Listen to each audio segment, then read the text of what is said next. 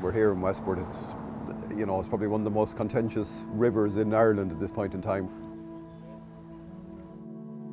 We were really struggling to get expert advice and scientific factual information. We had lots of emotions.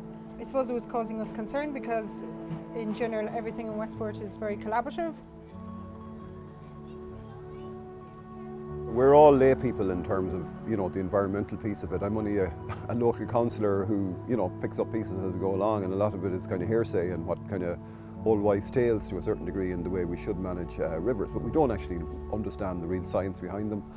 So there's one hill called Sharkey Hill, which I never knew. That I've been learning over the last few years working in kind of river environments and in community settings is how the health of the river really reflects the health of the land, and dare I say the health of the psyche of the people living around it.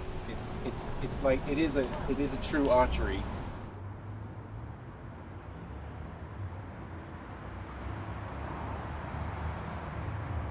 Testing the Waters is a project I lead, and one that I came up with the community about a year ago. We were working on another project together around biodiversity here in Westport town, and while that project focused on a very different thing, it was very clear to me that in any of the big conversations we were having, the river and care for the river kept coming up as a conversation within the community. There was a really strong wish to preserve the river, preserve its good quality, its heritage, the importance of it flowing through the town, and people really recognised how valuable the river was. They were kind of conflicted in the best ways to care for it. They were conflicted in who should be caring for it, which organisation, which government body should be. So I suggested this way of working to bring in an artist, bring in transdisciplinary experts in all different areas of expertise, so history, heritage, the scientific expertise, working with the local authority waters programme to help monitor the water level quality in the water and do citizen science with that. What I loved about some of the meetings that I was involved in is that you had people from every walk of life taking part. So, it's people living in the town, it was people who would have been interested, but it's stakeholders along the way. It's farmers, it's landowners, it's fishermen. But, it's really important that you have everyone involved in this and that we find solutions that work for everybody and ultimately to make the place a better place to live. We had a core project team from the very start, so the local authority waterways programme, the Co-Centre for Biodiversity and Water, the artist and Westport Tidy Towns team, and they worked together where the artist met some of the Co-Centre researchers to learn more about certain ecological aspects, and we also did those sessions with the wider Tidy Town and the artist at different talks as well. That's a broader sense of whatever's coming upstream and whatever's coming downstream, it's all connected, it's all one body of water.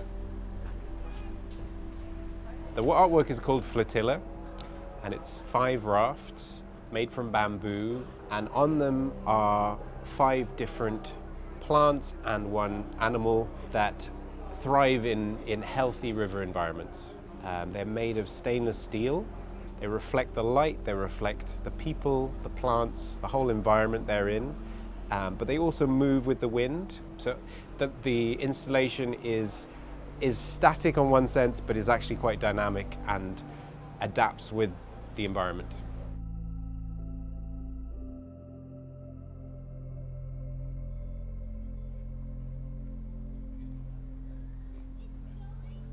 The purpose of the art installation was to create discussion, and I didn't know how that was going, but I've seen the effect that it has on people. When I'm walking around the mall here, they're actually going to be sad when these art installations go, and it has brought discussion about wildflowers and about the biltong through the town and the wildlife. Art and science, it's only a new thing that they got separated. Centuries ago, a millennia ago, they were connected, and there is a reason for that. They both ask why an awful lot, and I think that's where they're common, but their hows and getting to the why is quite different, but they can be really beneficial to each. It has really got people talking about the river and maybe focusing us on a solution to solve all the problems that's causing, particularly with the flooding, and maybe educating people a bit more about the natural flow of the river and everything around it,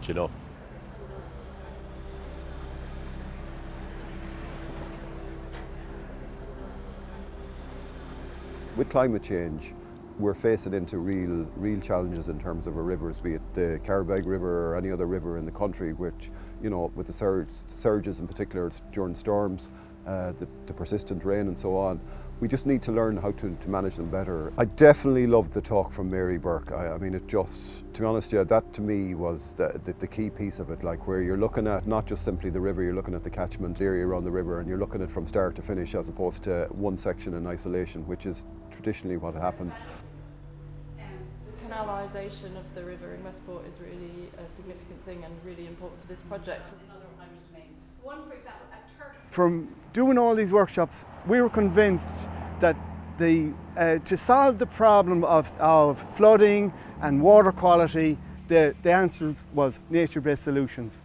And I have seen people who were so opposed to doing anything on the river, who are affected by the river, changing their mind, and it's just been a huge benefit that would last for a very long time in Westport. I'm just totally heartened by the entire thing.